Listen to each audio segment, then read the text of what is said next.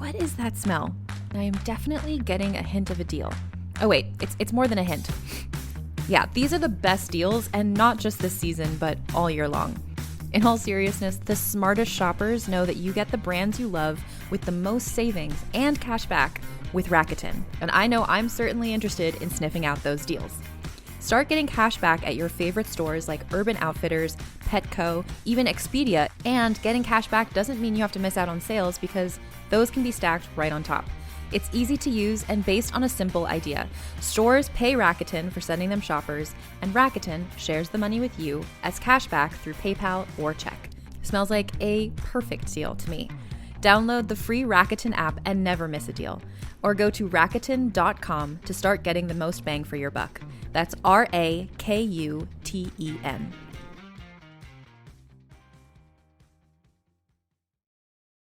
Getting engaged can be stressful. Getting the right ring won't be at BlueNile.com. The jewelers at BlueNile.com have sparkle down to a science with beautiful lab-grown diamonds worthy of your most brilliant moments. Their lab-grown diamonds are independently graded and guaranteed identical to natural diamonds and ready to ship to your door. Get $50 off your purchase of $500 or more with code SPOTIFY at BlueNile.com. That's BlueNile.com, code SPOTIFY for $50 off. Have I Got News for You is back for another season. Roy Wood Jr., Amber Ruffin, and Michael Ian Black are finding the funny in the week's biggest stories. Have I Got News for You, Saturday at 9 on CNN, and stream next day on Max.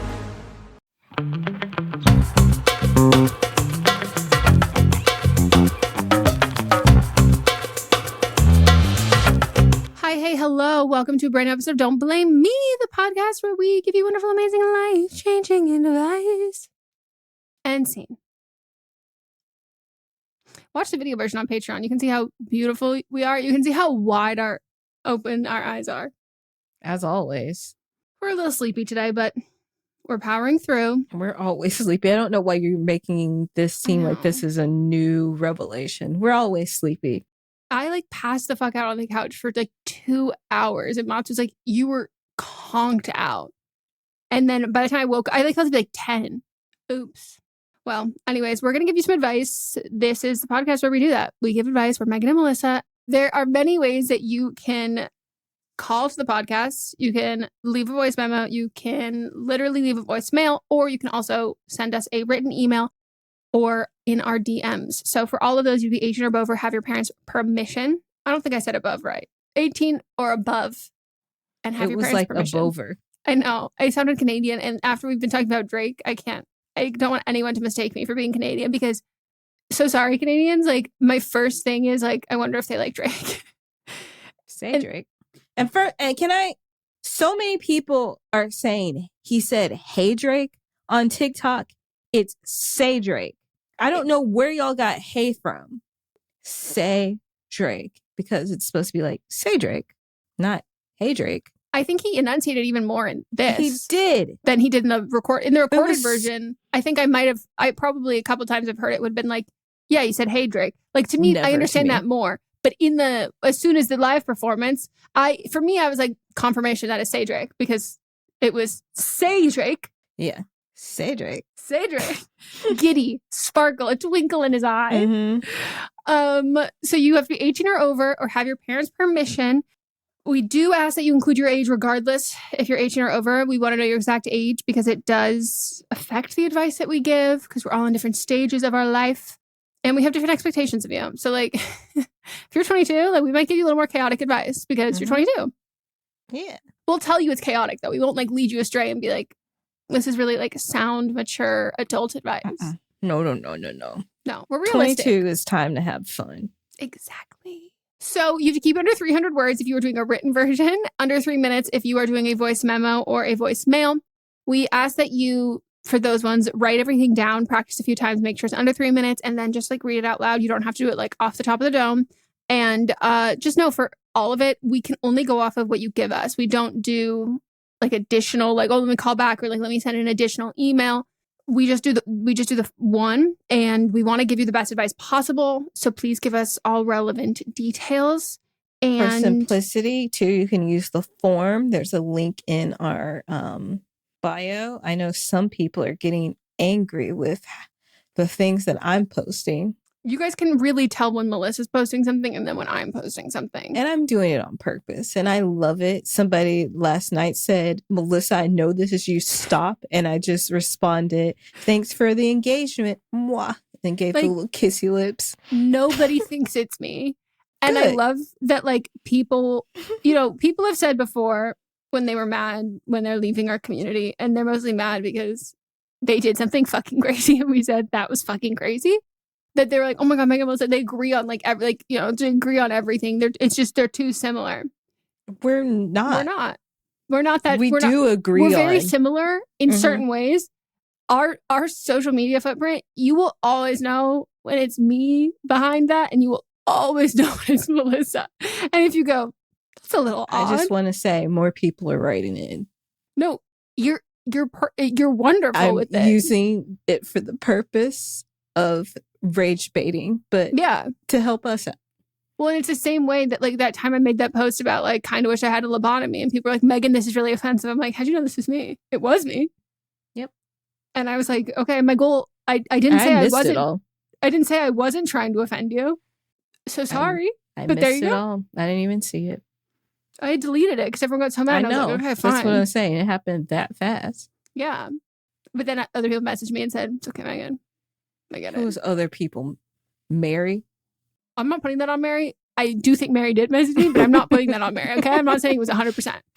We all have different senses of humor. Like, Melissa hates that one video of the duck. I hate that fucking duck. I love it. I could watch it every day. I could watch that every day, and I could watch the person impersonating Patrick Mahomes. Well, I can watch. See? And that's where we align. Here we go. We converge. This part. This is Megan. I'm so small compared to you. Okay. Anyways. I was really just trying to show the white part of my head. Yeah, no, perfect. I got it. So I don't think I ever said the phone number. It's 310-694-0976. And the email is meghanpodcast@gmail.com. And the form is in our bio. Anyway, shall we get into the first one? Oh, before we do this, someone said on our Spotify, which you can go leave comments on individual episodes. Someone said, Megan, you can send in tabs on Vital Farms eggs and get a hat. What the fuck is a tab? We were talking about, I don't know how it came, pagers. We were talking about pagers. I don't know why we were talking about pagers, but I was talking about how I use the tops from the Mountain Dew boxes to get a pager. And then you said that you wanted to participate and maybe you could find some cereal tops to get something or something like that. And then this person said I can spend $14 on eggs to do it. And I feel like the Vital Farms are probably more than that. $35. Yeah. Did you see that truck that overturned and so many eggs cracked? And I was like, that is $10 million worth of eggs. It's so satisfying though. Mott's loves, which is not good, obviously, food waste. But there are times when we haven't eaten as many eggs as we had anticipated, especially for baked goods. Mm-hmm. And then it gets pushed in the back, and then we're like, oh shit, this is 6 months old eggs. And he loves standing far back from the sink and just tossing, pretending he's playing basketball and having them go straight down. He doesn't do that anymore because we don't have a garbage disposal, but when we did have a garbage disposal, he loved it. And I knew you didn't have a garbage disposal, and I was like, that is disgusting. Oh, that's God, why I made that never do face. it now. And I was like, what are you allowing over in your home? I would kick him. I would be so livid with him if he did that. And you're also talking about a time when eggs cost $3. Yeah. All right. Shall we get into the first one? Let's do it. Hi, Queens. I am 22. I use she, they pronouns.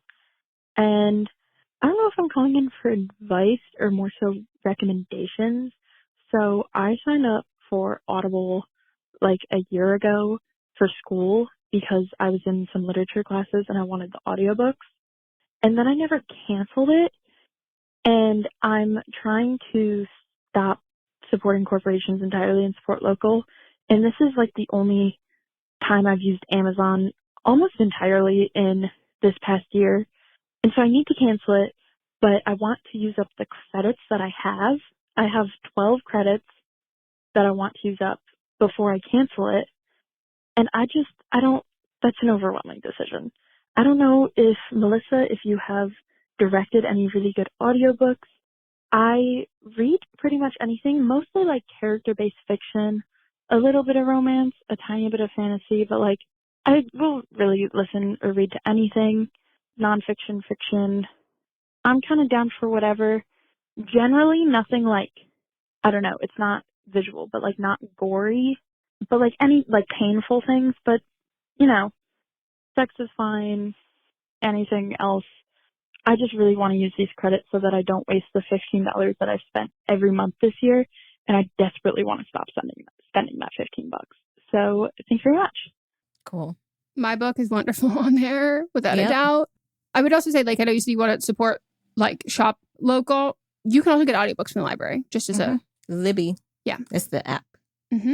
I think Melissa will have great recommendations based on, like, maybe specific ones. For me, I would say I hear that you said that you like fiction, all that stuff. I don't love listening to audiobooks of books I have never read before that are fiction. Like for me, like a fiction audiobook is like a comfort thing. Like I'm listening to it on repeat. This will make a lot of sense. As a child, I think it wasn't until late middle school and actually probably freshman year of high school when I did not use or regularly use, actually probably mid high school was when I stopped using an audiobook to fall asleep at my own house every night. And it wasn't until middle school that I was like, okay, I'm meeting like new kids. Cause like I went to like weird elementary school. So like my friends knew my quirks. So if they slept over at my house, they said, we're listening to Wolf Story by William McCleary to fall asleep. Okay. And I got to middle school and I was like, okay, I can't have like this new friend over and like play this. I couldn't tell you what this end of the book is. Like, I don't think I've ever stayed awake for the entirety of it. I got it from like a family member when I was like a really, really little and I loved it. But I personally think that the most like bang for your buck, if you are, and you said you're already like a reader, like you read a lot of fiction books or whatever, I would take it as an opportunity, like things that you might not normally read that you would actually instead listen to. So I think books written by, I think nonfiction for me is like the big draw, whether that's like comedians. Michelle Obama's book, I think, is a great one that I don't even think I finished that, but I did. I was like hooked on it. I started on a plane and I did too. Oh, my usually start on the plane back. And for me, if I listen to the plane back, I got to do it on the way there because then I keep doing it the entire time I'm there and on the way home. So I think hers is a really great one for that. And again, in general, comedians, there's some audiobooks that comedians have written that like I'm enjoying it from an audio perspective, but like I know that I would not have enjoyed it in the written format nearly as much. I think Amy Poehler's is really good as far as like nonfiction and a comedian because not only is she hilarious, but she also brings in other people that she's talking about in the book to read their parts, or like in the actual book, she's like, imagine this in the voice of blah, blah, blah. And then in the audiobook, she brings them in. That's one of my favorite. Yeah. So I think that like there's some comedians I thought were awful and I won't even go into them, but Me there are too. people that I love their actual stand up. And then I was like, why are you doing this? Yeah. I will say I definitely got a little too comfy after Amy's and I was like, I think this next one's going to be great. And I said, not so much. Not for me. Some of the ones that I've directed that I really enjoy, I'm looking at my website right now and I'm trying to see because I have like done a lot of kids books too. So I don't want to give you one. All right. So these are the ones. House Party is a novel that is about like the last party at a high school and everybody is telling the story from different perspectives. So I thought that one was fun because you're not going to get in the audiobook, there's somebody reading, a different person reading each chapter. That's nice. And so you're not going to get that from the actual book. Never Coming Home is about these influencers that are on an island and then they all start dying. It's not gory, but they all start dying and it's like uncovering the mystery behind that. Society of Lies. That one is funny. Not funny. It's actually not funny at all. It's told from two different perspectives. So this is you're going to get two different narrators about a murder that happened while the oldest sister was in school and then the younger sister is figuring out what happened. So you're on the journey with them throughout and it's told from both of their different perspectives. That one's really cool. And that was on Reese's book club pick. The Pharaohs, that was on Obama's list. take with that what you will. Then This Cursed House is the one that I'm absolutely obsessed with. It's about this, it takes place in the 1950s and is about this Black woman that goes to New Orleans because she gets like a job offer then, and then she's in this cursed house, and you feel like, and then you find out she actually has a connection to the house. It's wild and it's so good. Highly recommend that. Melissa gave me like a little synopsis when she was working on it before it was out, and like it's been on my like to-do list to be like, I have to read. Like, it sounds so good. Save the Date is Allison's book that comes out next month. It's pretty good. If I always think that we all need financial advice, and I recommend The Money School by Nicole Lepin. She's really cool. She's like around our age and gives money advice, and her house actually burned down during the fires, and she's been giving great advice. That's really helpful. Yeah, she's getting all the information. I mean, even if your house didn't burn down or anything, but the book itself is just giving great financial advice. Oh, and then there's also briefly Perfectly Human, which was written by a death doula. So she goes when somebody's dying, she helps the family and the person transition, but just her story within that was really good. And if you like Little Women, then Great or Nothing is a good one. And that one's also told by, it's kind of like a fan fiction based on Little Women. Wow. And it was written by 4 best friends, and they each wrote their own chapter and then also narrated the chapters. Oh, that's so cool. It's really fun. So those are my recommendations. The last one I'll things say is that I've directed. Anything that like is like childhood nostalgia for you, like that's another good one for that. And then I would also just, there's certain actors you like or certain whatever, like just like look up to see who narrated what. Like I know people loved Britney Spears's audiobook because she had I'm about to pull a Barbara. What's her name? Ooh, what's her name? I forgot who narrated. It's the blonde one with the short hair. Okay. Michelle Williams. Okay. The greatest audiobook of all time, I believe, is, in my opinion, is Mariah Carey's, because she is giving all the tea about her life, leaving nothing unturned, but she's also singing during the book. And like, when she gets to a part about creating whatever the song is or writing the song, she's singing like her process throughout that. She should have directed Rocket Man. No, I liked that one. She should have directed, what's the Queen one? The Queen movie, where they kept using the final. They were like, we're writing Don't Stop Believin'. And they just included like quite literally the final version of it. That I'm like, this is not... There are instruments that we're hearing that are not here in this jam session. So I love that. Sounds really good. Yeah, that's great. Yeah, I would intentionally go out of your way to pick things that are like Melissa recommended ones of like, this person narrates this, and so this is really cool. With that, like focus on what makes an audiobook a different experience than any other book, and then just know that you'll still be able to listen to audiobooks after this. Yep. All right, we're gonna take a break. When we get back, we'll get into some more.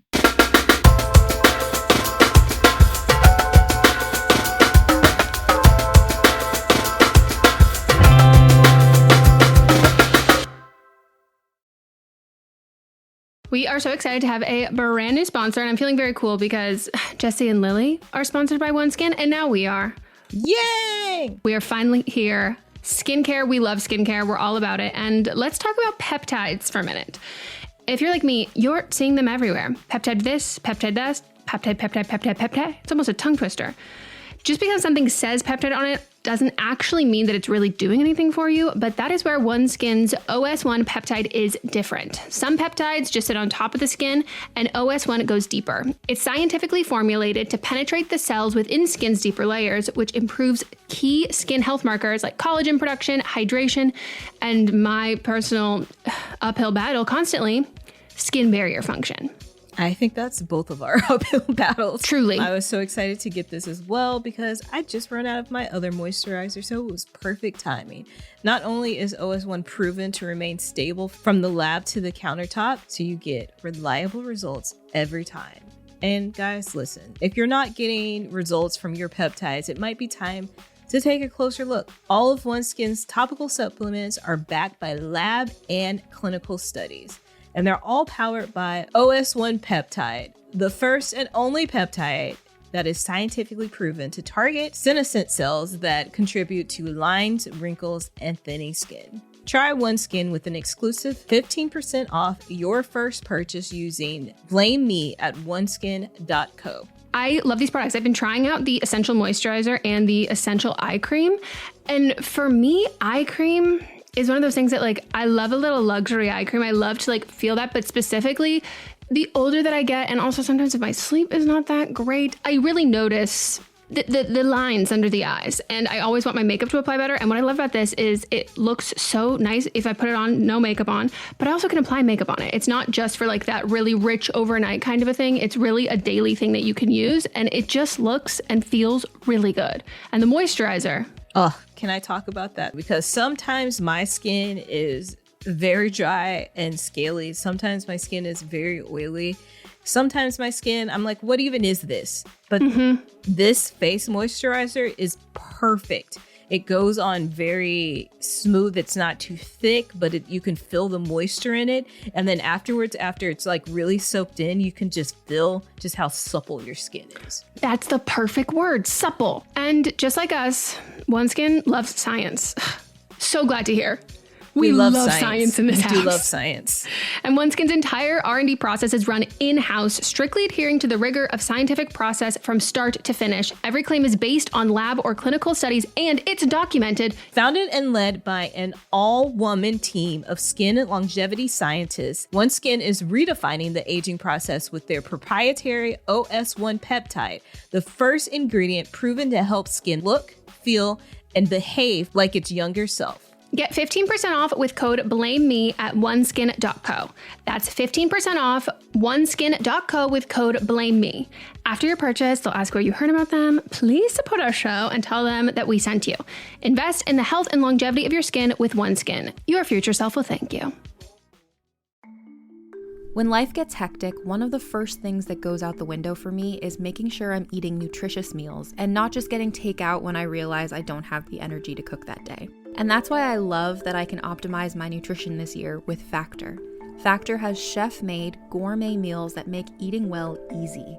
They're dietitian approved and ready to heat and eat in 2 minutes, so you can fuel right and feel great no matter what life throws at you. Factor arrives fresh and fully prepared, so it's perfect for any active, busy lifestyle.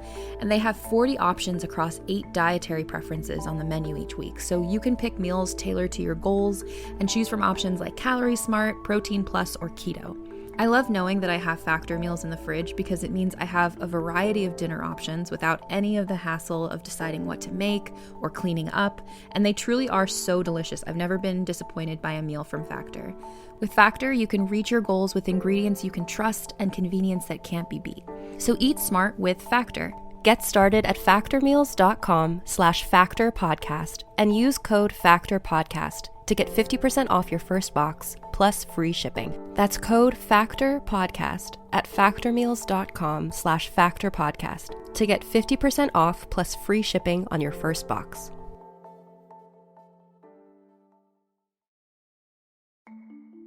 As a podcast network, our first priority has always been audio and the stories we're able to share with you. But at Realm, we also sell some pretty cool merch, and organizing that was made both possible and easy with Shopify.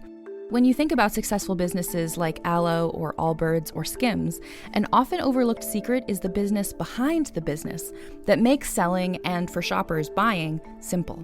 For millions of businesses, that business is Shopify. That's because nobody does selling better than Shopify. It's the home of the #1 checkout on the planet. And the not-so-secret secret that's definitely worth talking about is that Shop Pay boosts conversions up to 50%. That's more happy customers and way more sales going. If you're hoping to grow your business, your commerce platform better be ready to sell wherever your customers are scrolling or strolling, on the web, in your store, in their feed, and everywhere in between. Businesses that sell more sell on Shopify. Upgrade your business and get the same checkout we use with Shopify. Sign up for your $1 per month trial period at shopify.com/realm, all lowercase.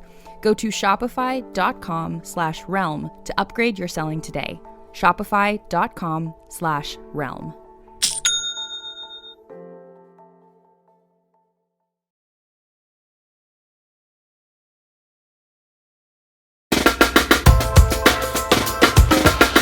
And we're back. This time for the next. My boyfriend, 29 male, and I, 24 female, have been together for 2.5 years, with the first 2 years being long distance. And we've discussed being married since we were friends that were just denying our feelings. The talks have gotten more serious over the years, with us even going to look at rings together before the holidays. We've been living together for the past 6 months and currently have one other roommate, as I just moved out here for work. He said that he did not want to get engaged while we had a roommate, and I agreed, since we were planning to get our own place in October when the lease was up at our current place. However, the timeline has seemed to be pushed where we would buy a house at the beginning of 2026 and then get engaged afterwards. We had already previously talked about a possible wedding date in 2026 because our anniversary fell on a Saturday.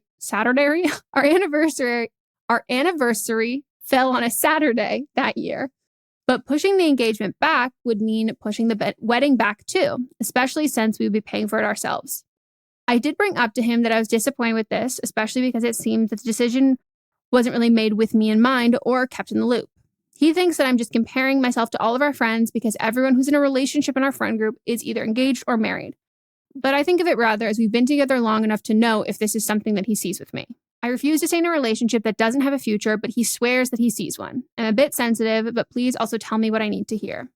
I don't see why any of this is a factor in y'all getting engaged. I don't see why having a roommate would matter when you already live together. Like, why you can't get engaged.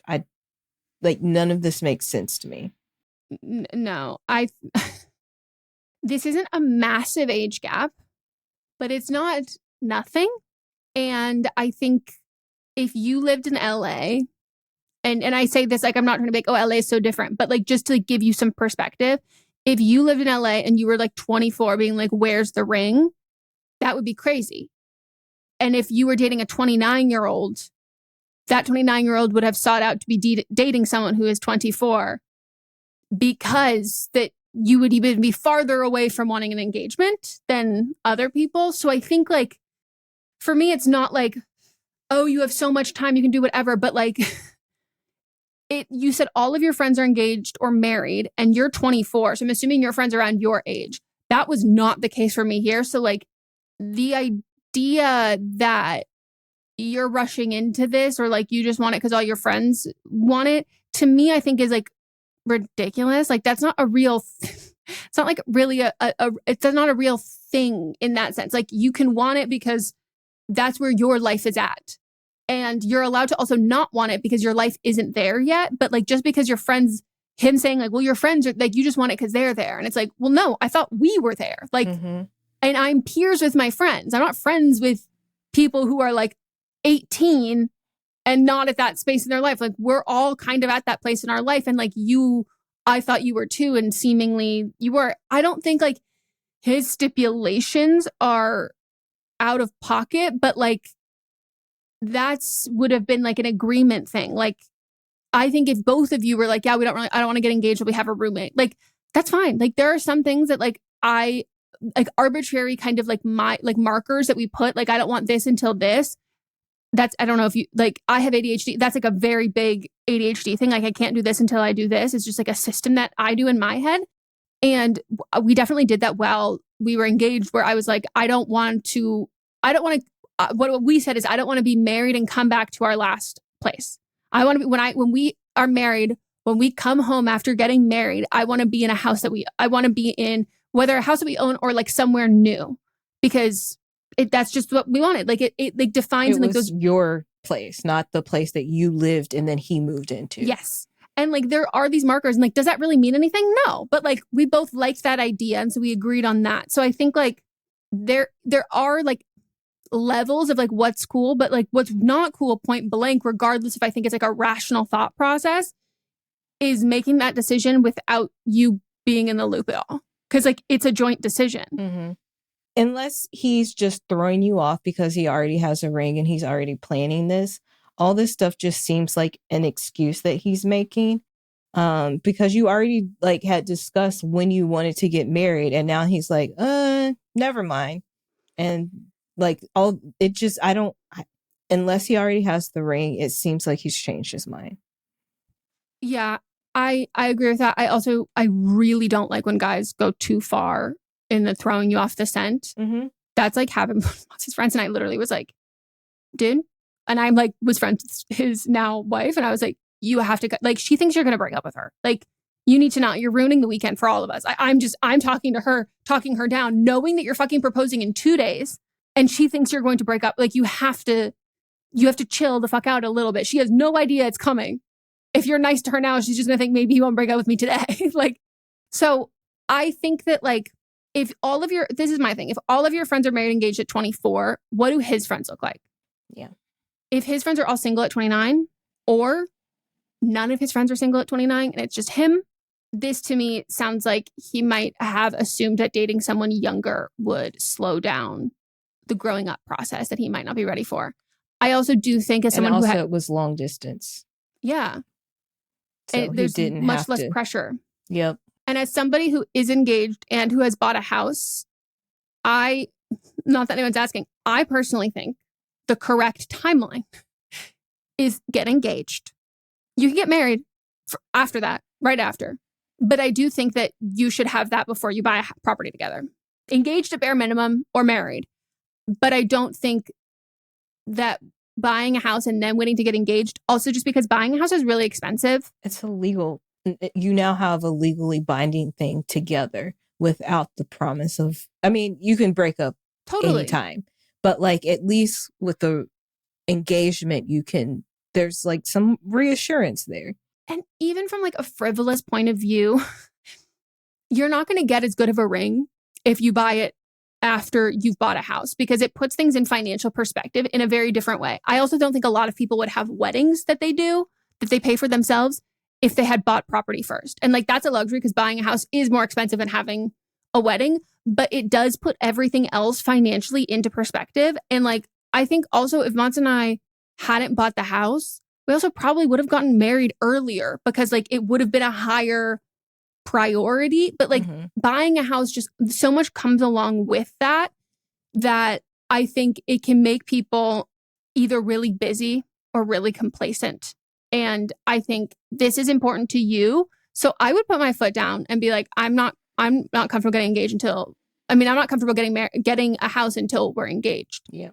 And also, you don't know how hard it is going to be to buy a house. Like a timeline of like, we want to buy a house in this calendar year. Okay. So did we. And like, we so narrowly made it. Like we got this house and we were the second option. And it happened while we were recording this podcast that I got the call from Mons. But like, we had a week left before we were going to have to stop looking and get a new loan estimate or whatever it is that like it expires after a certain period of time. And then we have to wait until like the next year to do that. Like it just, you can't, that is like so not a concrete time frame. And I do find that people take you more seriously when you're buying a house with a partner if you have a ring.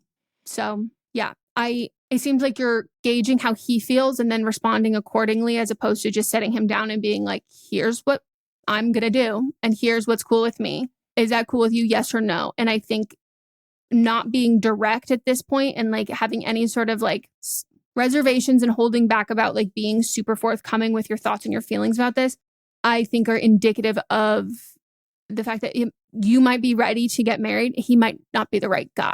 Yeah.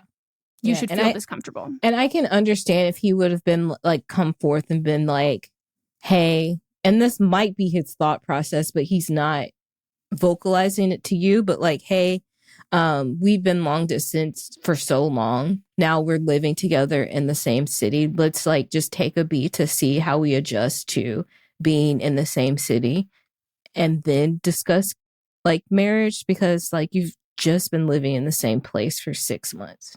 Yeah, objectively, I and like I say this with love, like objectively, I don't think you've been together long enough to know that you're ready to get married. And I also think 2.5 years, even if you live together for 2.5 years, 2.5 years at 24, deeply different at 2.5 years at 29. Yep. So you being in the position of being ready and him not is a little bit concerning to me, because I think the older you get, the quicker you know, the more you're ready. And it's okay if he's not ready, but I think like if he had written in and was like, I don't feel like this timeline, like I would be like, I do think a 2.5 year timeline, long distance, like I think this is way too soon to get married. Way too soon, yeah. So I agree with that objectively, but you sound like you know what you want and you sound like you know you're ready. So I'm not going to tell you you're not ready to get married. It's just that like, I don't think he is. And the fact that you're having a hard time being super transparent with him or like verbalizing or vocalizing exactly how you feel in the moment, and he's kind of taking the lead, to me is like you are dating an older guy who you thought would have his life together a little bit more. And that does not always what dating someone a couple years older than you means. He might be taking charge, but not in a maturity way. Mm-hmm. Good luck. Let us know how it goes. Yeah. And I'm sorry. I hope this wasn't harsh at all. Like, you know, I understand people have different timelines, especially like when they're from different places and all of that. But if you're this ready at 24, I was not this ready at 24. I think there's probably another 24-year-old who's just as ready as you. But I think at 29-year-olds. Yeah. I mean, my sisters both got married young and they're with their husbands still to this day. Mm-hmm. So like, I understand, but, and we're from Arkansas and a lot of people there get married around the same age. So completely understandable. But I just think with the added in with being long distance for 2.5 years and you've only lived in the same place for 6 months, it just might be a little too much. Yeah. Like I think both of your feelings are totally valid, and I can like see exactly where you're coming, like where each of you is coming from. And I probably align more with him on like my preferred timeline of stuff. But like, I just don't think his justifications are right. No, and that's what I'm saying. And like, I don't think like my desired timeline doesn't mean it's the timeline then. Mm-hmm. Like then I need to be with someone who's on the same timeline as me, and I can't mislead someone into thinking that this is the same timeline. And I think like if there's any sort of hesitation, I'm always really quick to say like take that as an answer, that hesitation, because especially like I don't know if you want to have kids down the road or even like just pets or again even a house. You have to be able to communicate so well and like divide responsibilities up and all that and not have to dance around subjects to try and like motivate someone. Now I'm thinking the roommate thing, because at first I was like, that doesn't make any sense. But now I'm thinking it might be we need to see how we live with just the two of us to being able to accurately determine if this is the next step. That's but a when good point. You've already talked about like, this is what we're doing, it throws you off. Again, I don't think maybe, and I'm putting things in, this might not be his actual thinking process, but that might be what it is. It's like, we need to see how we live together in the same place, maybe as long as we've been together in a relationship and without a roommate. Like, who are we together in one place?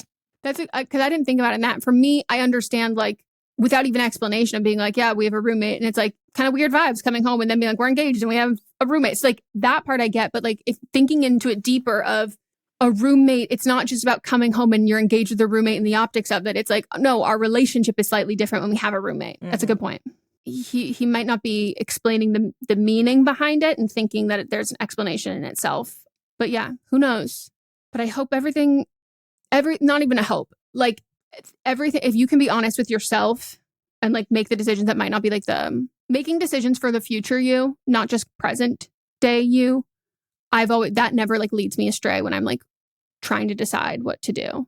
Like future me, if I think about future me is like always very grateful of like that was the right call. And it might be uncomfortable in the moment, whether that's just communicating or, you know, whatever that is. But if it's not him, it's somebody else. Yep. All right, next one. Hi guys, I'm 22 and my boyfriend is 24. We've been together 18 months and he's the person I want to spend my life with. Okay.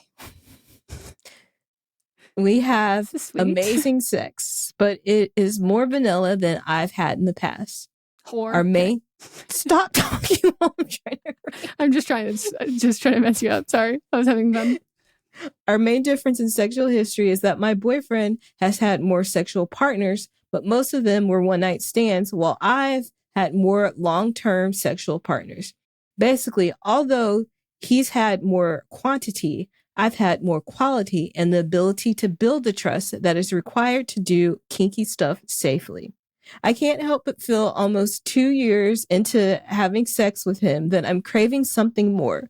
We've used handcuffs and some toys and introduced dirty talk, and he's been into that. But anytime I suggest the next level up from basic kink, he kind of freaks out. He had never done anything remotely kinky before me, not even smacking an ass or disrespectfully talking dirty. I think a big factor in his reservation to move on to anything more is that we've been open about our past, and he knows that I was in sexual relationships as a sub. I realized there were aspects of that dynamic as well as some kinky instruments that I enjoy. I don't ever want to be in that exact dynamic again or do anything as intense as some things I was involved in.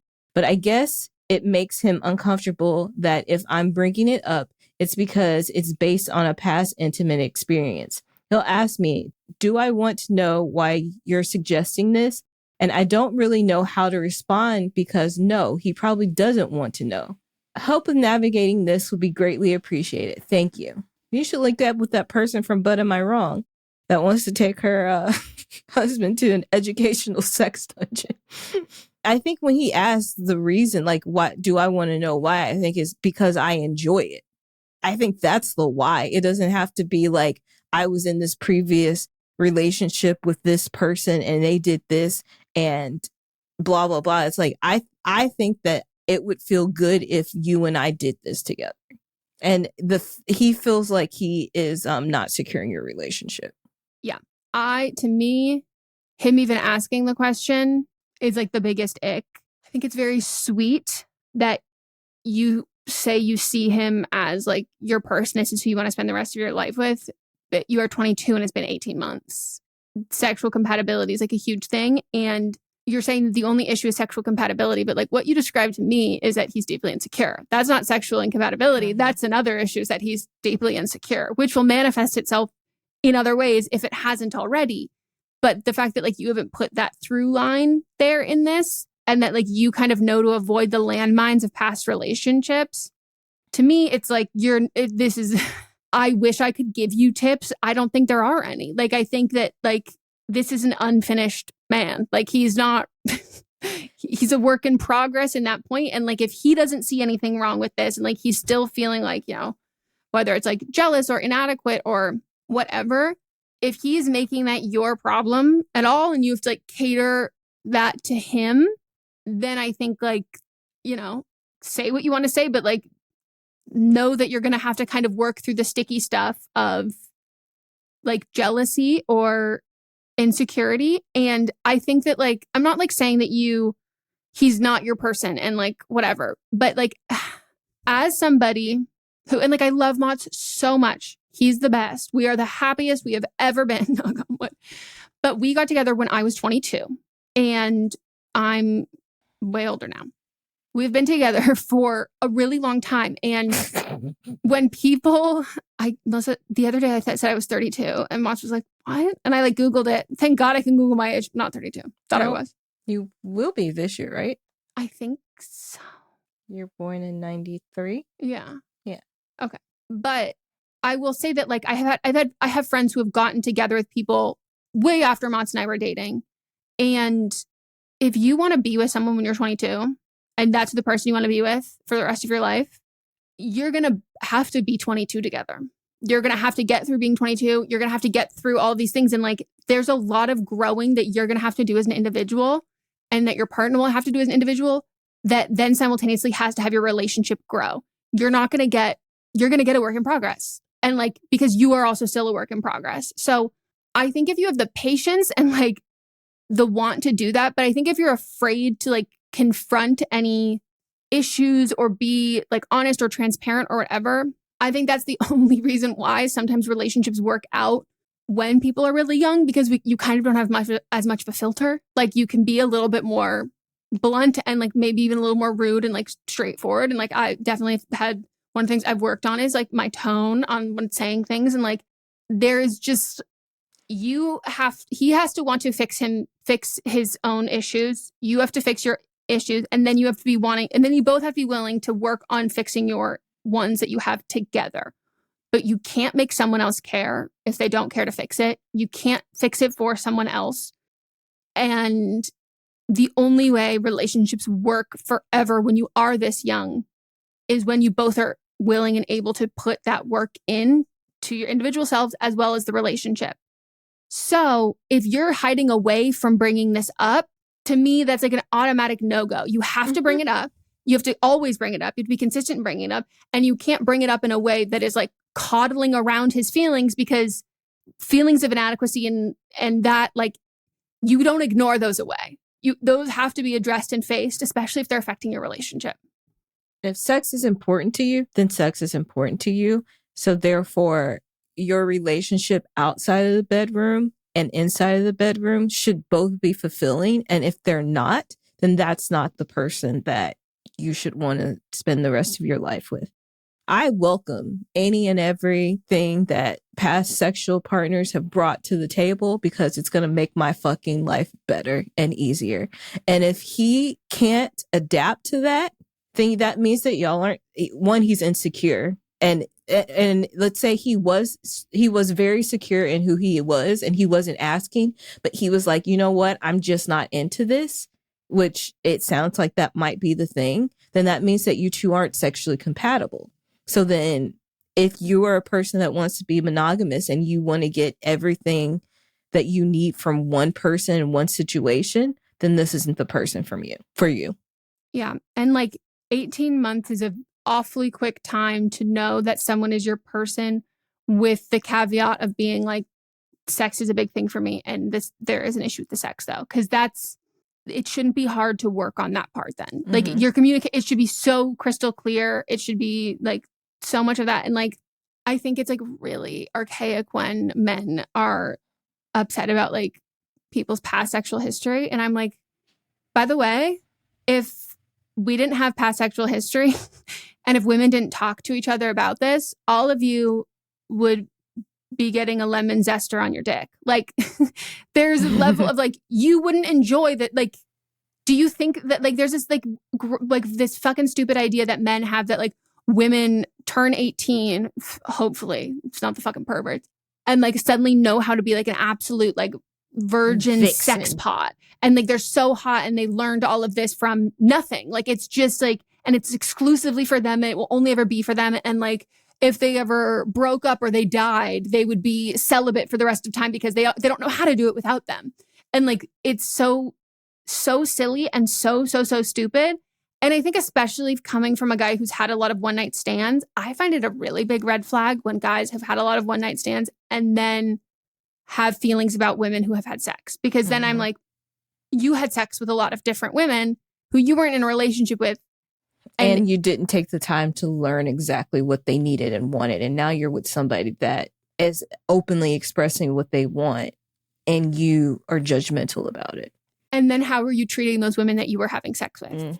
So I have always said that like a guy who's gotten around and had some repeat customers will be the best guy to settle down with and be in bed with, because they've been taught, they know things, they've had like whatever. And like sometimes like long-term relationships, like it just works out. There's not a lot of that conversation, but like a healthy mix of hookups, like situationships, friends with benefits, or like whatever. And I don't know if Moss ever even told this story, so I won't like explicitly say all of it, but like when he was like a lot younger, he had a girl who I think like he hooked up with, who like her friend was into him, and like him and this girl, like they like hooked up, and then it was whatever. And she was like, my friend's into you, by the way. If you are into her, I need to teach you something, because like I can make you a lot better at this, so I can feel confident letting my friend hook up with you and knowing that it's not going to suck. And like he was like, great, thank you, tell me everything. Like that should be the mentality. And like I think when a man has sex with a woman and like she knows what she's doing and they're grossed out by that, women also experience that, where you have specifically heterosexual women, you have sex with a man. And for me, like, it's always like, ooh, he knows what he's doing, versus men. They're like, she really knows what she's she's doing. And it's like, oh, so you view what you're doing as disrespectful to women. So therefore, other men have been disrespectful to this woman. And therefore, you think that she has like low standards. And that just tells me a lot about how you view women. All right, let's take a break.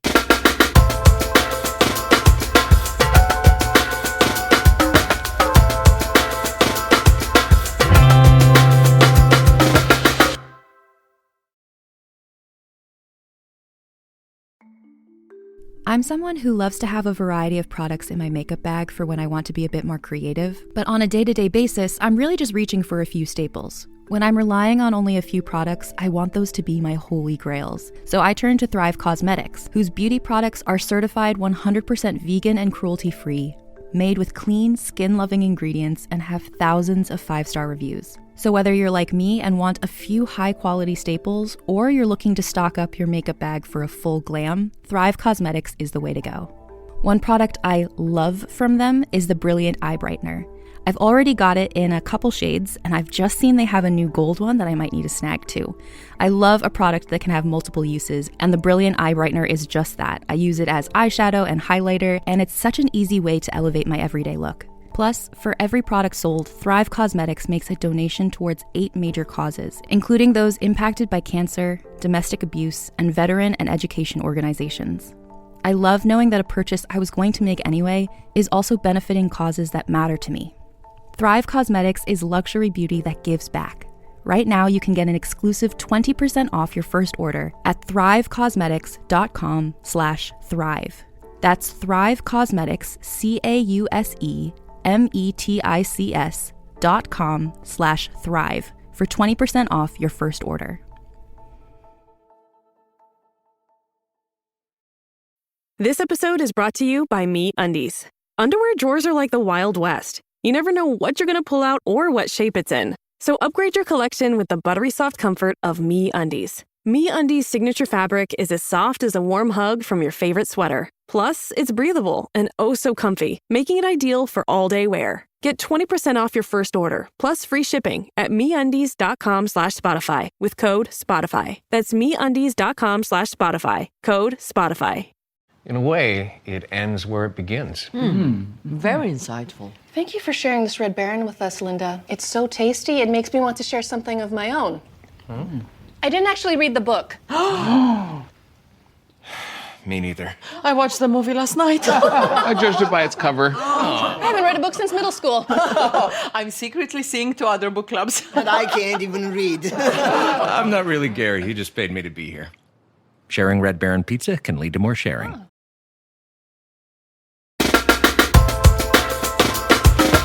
We are back, and it's time for the next. Hi, Meghan and Melisa. I'm 28, she, her, and have been back on dating apps after ending my 5-year relationship in September. I matched with this guy, Jason, he, him, and after talking for a while on the app, he asked for my phone number and Instagram. When he requested to follow me on Instagram, I saw we had one mutual, who happens to be one of my best friends who I met being a freshman year roommates in college. Let's call her Katie, she, her. Of course, when I see the connection, I immediately text Katie to ask about Jason. She told me that they went to high school together and that he is Ryan, he, him's older brother. Who is Ryan, you may ask? He's a guy who went to college with Katie and me, and freshman year, I took his virginity. So to clarify, I matched with Jason on the dating app and then found out I took his younger brother's virginity in college. Jason knows where I went to school and knows I'm the same age as his brother, but has never once brought him up. Do I tell Jason about this? It was a one-time thing 10 years ago, and TBH, I forgot Ryan even existed. We aren't connected on social media or anything, so if I were reintroduced to him, it would be like meeting a stranger. But I don't know how he would feel towards me. I'm starting to really like Jason, so I don't know if this is something he should or shouldn't know. Please let me know your thoughts. Isn't that that Lindsay Lohan movie They were that engaged. just came out? They were engaged, though. Oh, okay. That was major. They had zero chemistry. It was lovely. I love a movie where they go, we're packaging this, we don't need a chemistry read, and then they get there and they go, no chemistry, but it works. But they're both very charming people separately. This is where I think it's a woman's right to play dumb.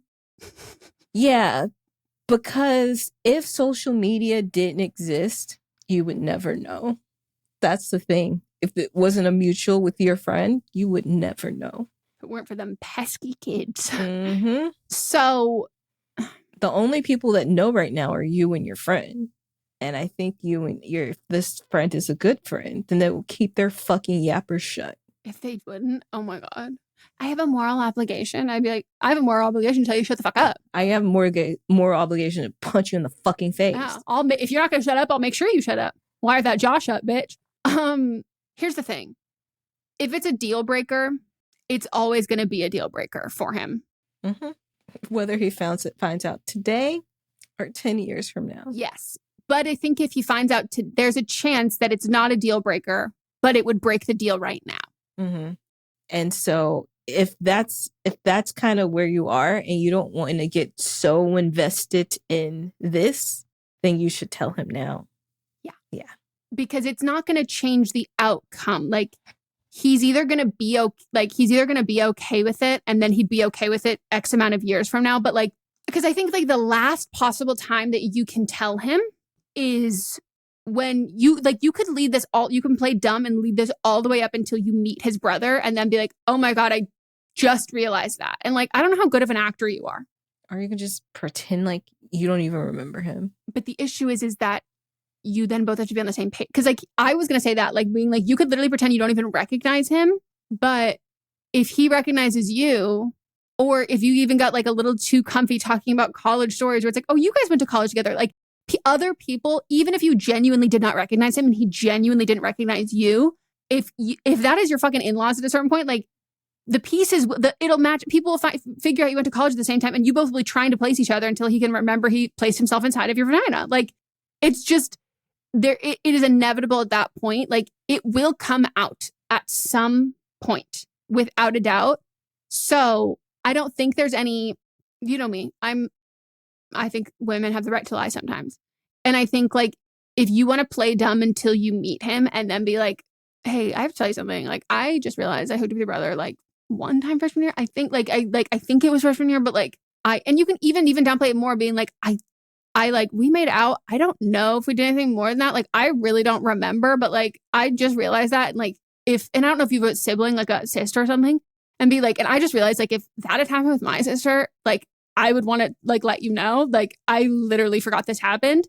You can do that. You did. That's not a lie. Totally. You can do that level, but I think like you have to know that even if that was earnest and you actually did forget, there's a chance he could still be like, I'm donezo. Or right now, what you could do, which I think is the smarter decision for like your heart, is to be like, wait, how do you know so-and-so?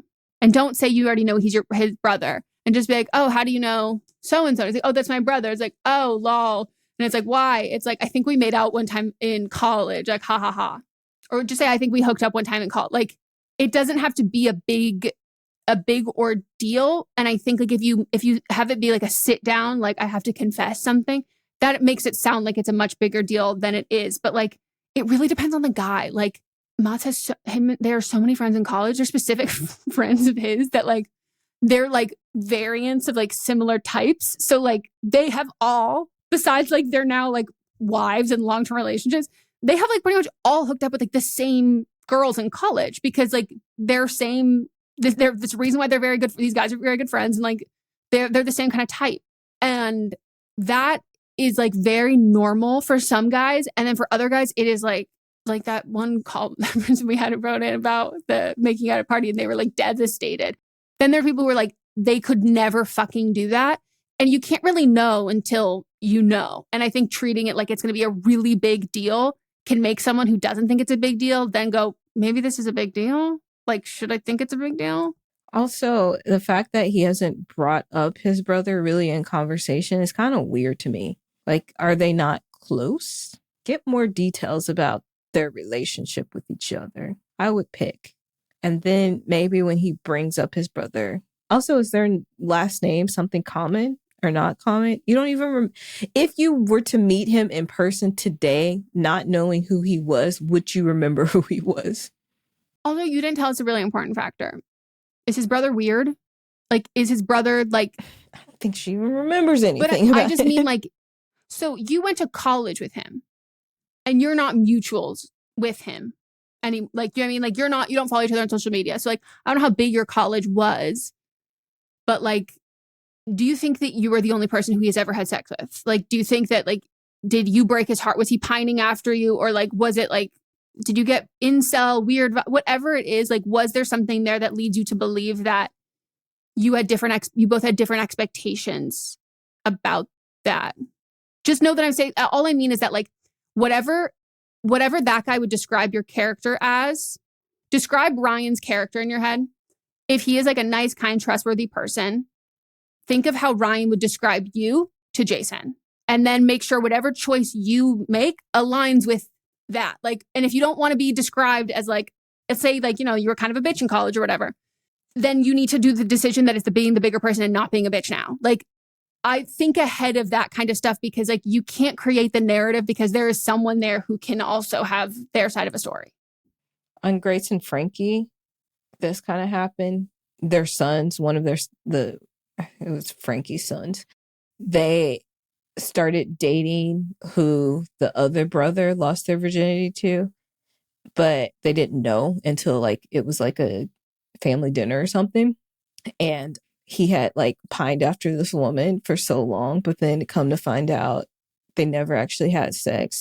He just kind of like rubbed up against her thigh and didn't realize it. So it made things worse. That's so bad.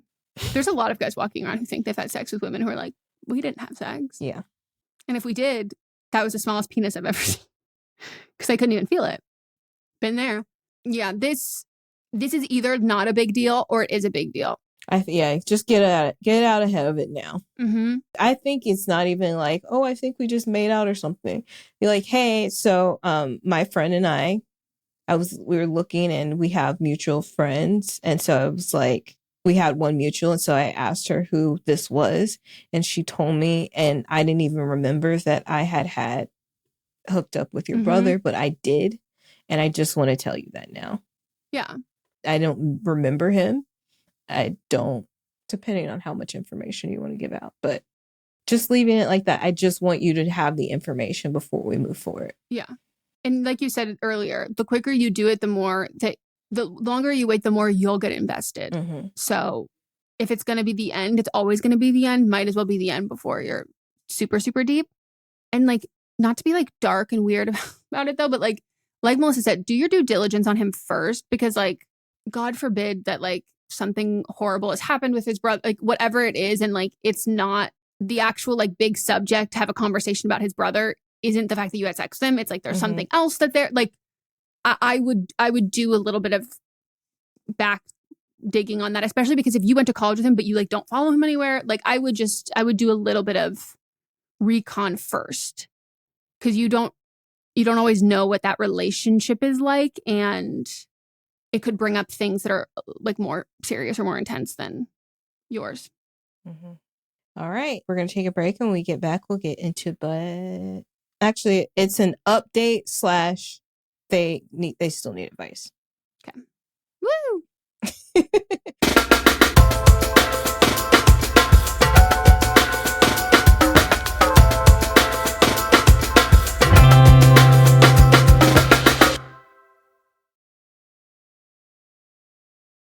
Look around. You can find cars like these on AutoTrader, like that car riding your tail. Or if you're tailgating right now, all those cars doubling as kitchens and living rooms are on AutoTrader too. Are you working out and listening to this ad at the same time? Well, multitasking pro, cars like the ones in the gym parking lot are for sale on AutoTrader. New cars, used cars, electric cars, maybe even flying cars. Okay, no flying cars, but as soon as they get invented, they'll be on AutoTrader. Just you wait. AutoTrader. I think you're on mute. Workday starting to sound the same? I think you're on mute. Find something that sounds better for your career on LinkedIn. With LinkedIn Job Collections, you can browse curated collections by relevant industries and benefits, like flex PTO or hybrid workplaces, so you can find the right job for you. Get started at linkedin.com/jobs. Finding where you fit. LinkedIn knows how. You found your person. Now let the Knot help you with everything else. The Knot connects you to the wedding inspo, vendors, venues, and planning tools you need to make your day totally you. Having helped plan 25 million weddings, we've got your back when it comes to every little detail like RSVPs, budgets, and more. because your wedding comes to life with the connections that matter the most. Get started at theknot.com/audio. The Knot. Let's plan your wedding together.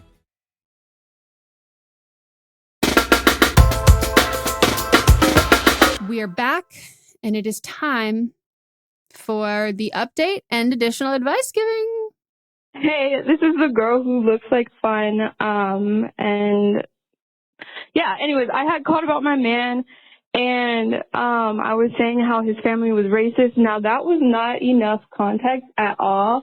It's his sister-in-law, but his sister-in-law wants to like run like the whole entire family. The context is that I am white. You guys clocked me for using the phrase function from New Orleans. But other than that, yeah, he's black and most of his family members are as well. And this person who wants to run the family, and they let her run the family. That's what I don't like. And I don't want to get in a tussle, which is why I kind of like try to distance myself. Yeah, no, she called his mother that word. And so that's where I'm hesitant. You know what I'm saying? Like, if they can forgive, that's on them, but I really don't. And I think that's where I'm at with this one. So anyways, that's the context. He doesn't like it. He doesn't like her, but he cannot see his brother unless he sees this woman, which means I cannot see his brother unless I see this woman. And so then it's like a weird, like, do we cut the brother off? Which I would never ask him to do. But that being said, if it was me, what am I going to do? You know? So that's kind of where I'm at with that. Thank you guys so much. Love you so much. That's the context. Sorry I gave none. All right, over and out. My question again is, and I asked this the last time and I still didn't get an answer here, is she saying it? And it does change now that I know that it's not within the family that's saying it, because it was different context. Now is she saying it as homie? I was just about to say that. Or is she saying it in a derogatory way? I personally am not somebody that's like white people. There's some white people that get a pass. And if she's using it as homie way and they see her as someone that gets a pass, then at that point, it's none of your business. But if it's in a way where she's being derogatory, then yeah, I completely understand. And I would be like, I don't want to be around her because I just don't want to be around her. And can he not be around his family without you there? Yeah, I that part I understand, where it's like, well, she's always there if he wants to see his brother. And it's like, that's fine. You don't have to be there. Right. I can understand too, you being like the only other white person. You're like, I don't associate with that bitch. That, as a white, that was where my mind went to. Like, as a white girl, I would not feel comfortable associating if that was the only other white person there, especially because she would be the same to me as I would be to that family. She's a sister-in-law. I would be an in-law in that family. And you get lumped together, and like, I would really not feel cool with that, because you will be on the outskirts together and she will see, like, I see you in me. My question is, I think there's a third option of how she can be using this word. I think she thinks she can be using it as homie, and it's not being received that way. But I just don't understand how people in New Orleans wouldn't whoop her ass if that is how it's going down. That's my question, because I think at this point, if it was that like they have given her the pass, I don't think you would feel this uncomfortable still. I think like you'd be used to it. You wouldn't agree with the fact, but you also know that that's not your call to make. And you're like, even if they gave me the pass, I'm not participating. But I don't think you would have this like visceral aversion to seeing her and being around her if you truly knew and thought that it was all in good fun and everybody was feeling okay about it. I think like you probably really still feel some type of way about it because there's a vibe or there's an energy, and you might also just not even like her as a person. She like might just like be a bitch.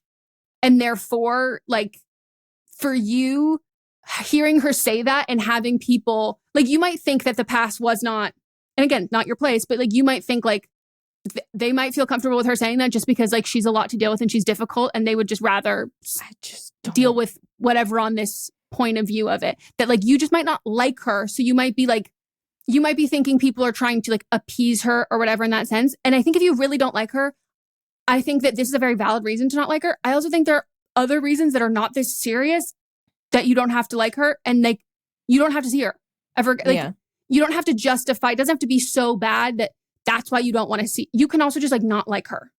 And the person that should be doing something about it should be your boyfriend talking to his brother about it. This is men's business. This is family business. This is not your business. I would just be really embarrassed, like to let someone speak. If I was like, he's like someone who's speaking to his mom like that. Like, I think that's like really insane. And I think if they want to have kids, I picture. Oh, she's definitely using it, saying it to her kids if they don't already have kids. And you don't know what those kids are going to look like when they grow up. You don't know whatever that is. And also, like, you know, I don't know what her side of the family is like, because there is a specific type of white woman who exclusively dates Black men who really wants to say the N-word. A lot of time their families hold very specific things in their political and moral mindset, and that sometimes they can be really used in that way, and especially grandkids. So you're allowed to feel uncomfortable with it. Totally. I think like the solution to me here is that the same thing I said before, like you do not have to hang out with her. Don't go. There's nothing wrong with not going. But I think if you are worried that it's going to affect your relationship with his family, foster individual relationships with his family. Like take his mom out for lunch. Like have a thing that's just you two. And especially because like you are not like her, regardless of whether she got the pass or not. You don't like her. And if you don't spend time with his family, they don't really have like a concrete vantage point to like not judge you from, but to like have a perception and an idea of you. And I understand not wanting her to be able to take away that opportunity, but she's not. You can hang out with them individually. You can hang out with them one-on-one. You can like plan, take his mom to a movie, like do stuff like that. I think is like a much more meaningful gesture as well, and separates you from that, because you also, I know for me, I would not be on my A game in those family situations with everybody there, because I'm either on edge and like nervous, or I'm pissed off, and like I'm not my most fun, and I'm not the version of myself I want other people to see. So, you know? All right. Well, that's the end of the episode. Thank you so much for listening. We've had fun. Did you? Wonderful. Great. Glad you enjoyed. Now, you want to participate? If you want to be part of the show, give us a call at 310-694 0976. And you can also write into meghanpodcast@gmail.com or use our Google form. Everything is very simple. It's right there in your face. And your face. I mean, it is. It's in your fingertips. You feel it in your fingers. I feel it in my toes. Oh, was it toes? I don't know why I thought I said bones. Maybe there's another verse. And then listen tomorrow for Fisting Friday. We'll have a Monday episode called But Am I Wrong? And Tuesday is See You Next Tuesday. And watch the video version over on Patreon. We also do live streams there twice a month. It is a very fun time. Always new people there, so just don't worry. It will seldom be that you are the only new person. There's always at least one person who is brand new. You can make friends, people. I mean, we're going to have to get an update because people were hanging out IRL. They do that all the time. And it is like so across the United States, Canada, and the rest of the world, specifically the United States, that like we will find a neighbor for you. We will find someone, especially if you move to a new city. Lots of people have been like set up on friend dates with like other friends and being like, hey, you should meet so-and-so. It's a wonderful, great community. And we do a lot of vetting for you. So helps you out that way. All right. Well, again, thank you for listening and goodbye. Bye.